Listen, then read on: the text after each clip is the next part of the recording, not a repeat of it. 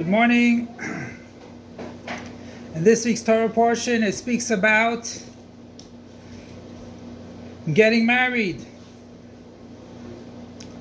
What is called a marriage?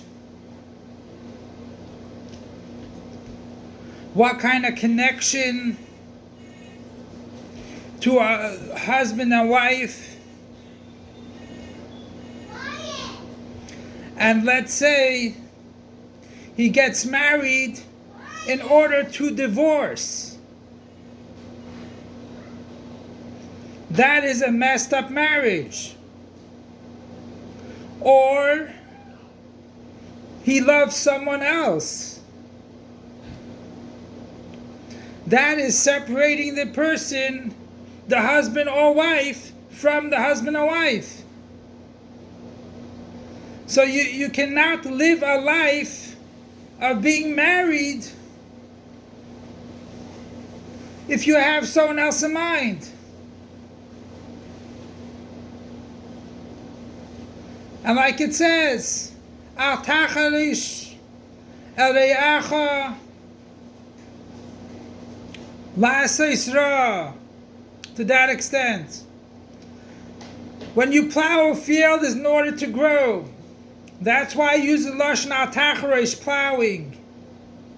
So if you have in the planning to divorce, to do bad to your mate, either your husband or wife,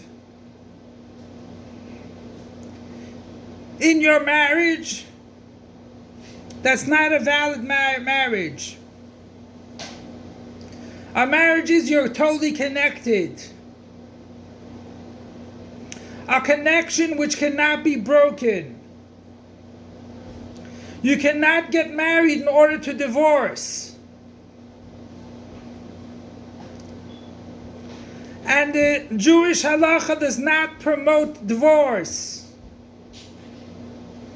They try to as much as they can to hold up a marriage.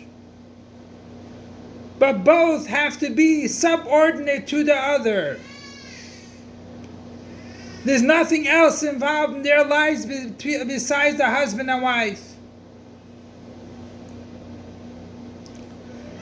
Now we look into the primis inyanim.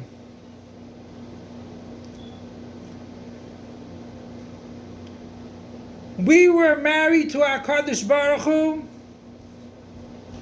by Matan Torah. We are the wife to HaKadosh Baruch Hu.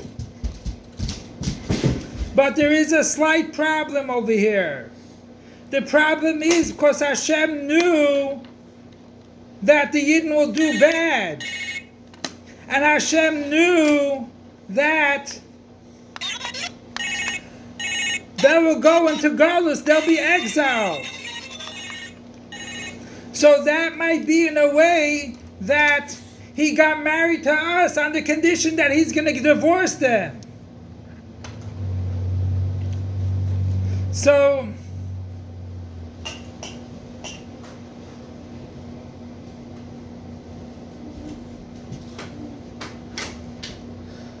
therefore, it's not a good marriage. What we see over here is that it wasn't a total divorce. And it's brought down in Medrash that the Jews have a very good complaint to Hashem, good reasoning. If you divorced us, we have nothing to do with you. Once you divorce a person, you have nothing to do with them. So what do you care if we do things bad? But Hashem answers, you did not get the get. You did not get any divorce papers. So where is the divorce between God and the Jewish people? Nothing. The only thing is that we did bad. We were sent in Galus. And therefore, we furthered ourselves away from our husband.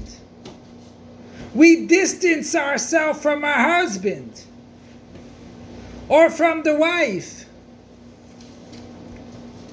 We don't like him or we don't see him anymore. So that is distancing.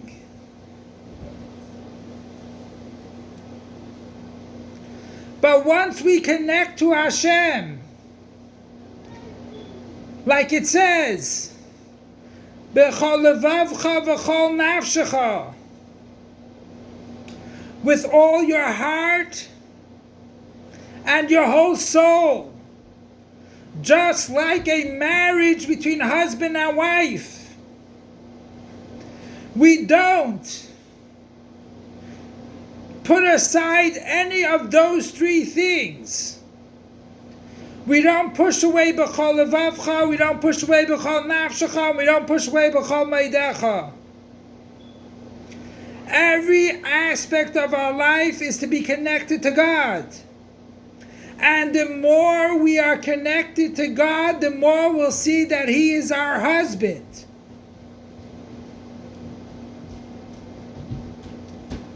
So it's not like, wait a second, I will do something against my husband or do something against my wife. Why would anyone think like that? Unless he got married in order to divorce. So the same thing is with God. If we want to see our husband, we must act nicely to him. We must connect to him. B'chol levavcha, b'chol nafshecha, b'chol meidecha. That not, wait a second, I will do you harm now and later I'll do you kindness. I will separate myself from my husband, which is God, for a few minutes, and then I'll do something else. And then afterwards I'll be nice to him. Every action we do has to be to know God, to be connected to God.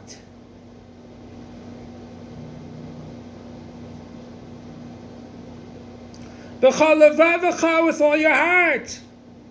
What does that mean? Your desires. All your desires have to be connected to God. Have to be for godly purposes. Not just godly purposes, but for God Himself. B'chol nafshecha. Where are you going to put your soul in? Are you going to put your soul into worldly matters? Physical matters? Or are you going to put your soul in with God? And b'chol meidecha, everything you got. Like we learned in Netanya yesterday, that if you give money to a doctor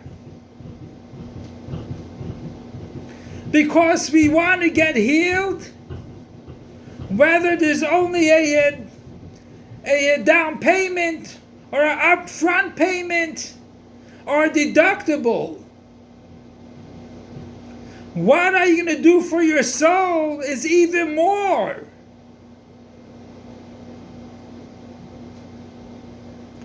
Who is our true entity? God. God is our true entity. How can we tell God, I don't want you for a few minutes?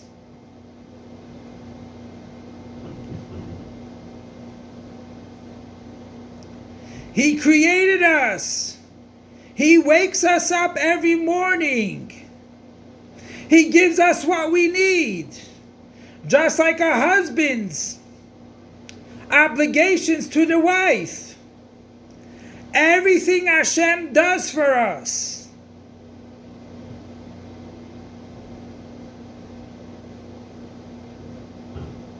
Why would we tell God, wait a second, I can't do this mitzvah, or I don't want to do mitzvahs, I want to throw you away, I had enough of Judaism? It's impossible. There's only one God. And that's where we have to put our soul, and that's where we have to give everything to Him.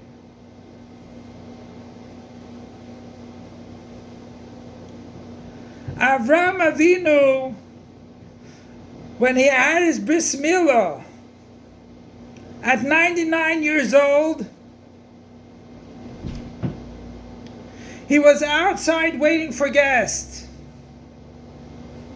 We know that after a surgery, we're not looking for guests. After a surgery, we wait on the side, we rest up and everything else. He was looking for guests.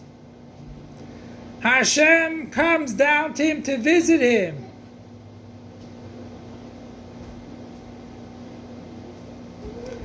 And also Hashem made it that the sun should be strong as possible in order that no guest should come, because he would have had the bris. But Hashem saw he's looking for guests. He sent 3 angels.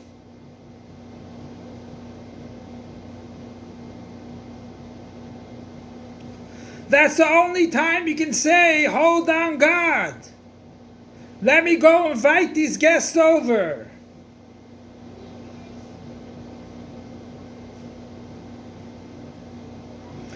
So a husband can tell the wife also, let's go clean up for the guests that are coming. We will all help out as one and invite the guests in. And that's what it says. Great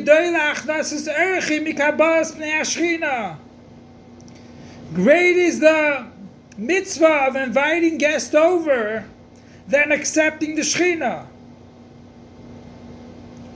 But for stupidity, we cannot put God on the side.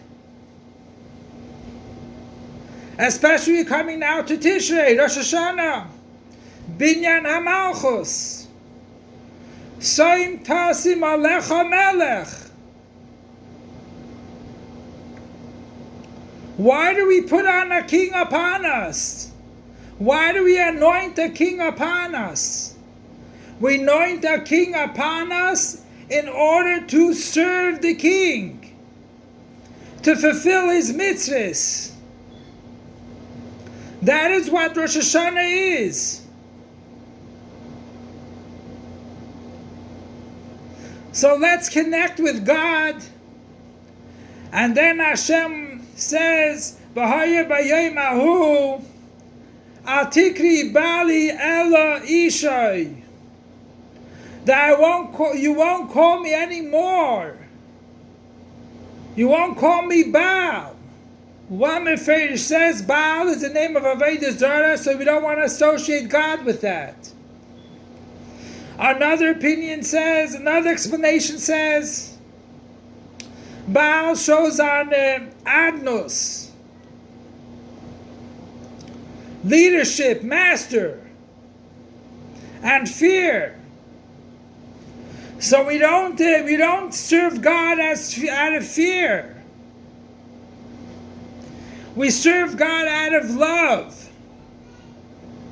Just like a husband and wife serve their husband out of love. There should not be any animosity between husband and wife. And Be'ez Hashem will come to the time of Mashiach, when the full marriage of Hashem and the Yidden will be. Because when Mashiach comes, there won't be any distractions in the world. There won't be any distancing from Hashem. But nowadays we can still accomplish it. Vayvidavak bi'ishtoi. And to davak in Hashem. And see that Hashem is with us the whole time. He never gave us a divorce. He's with us the whole time. So Be'ez Hashem,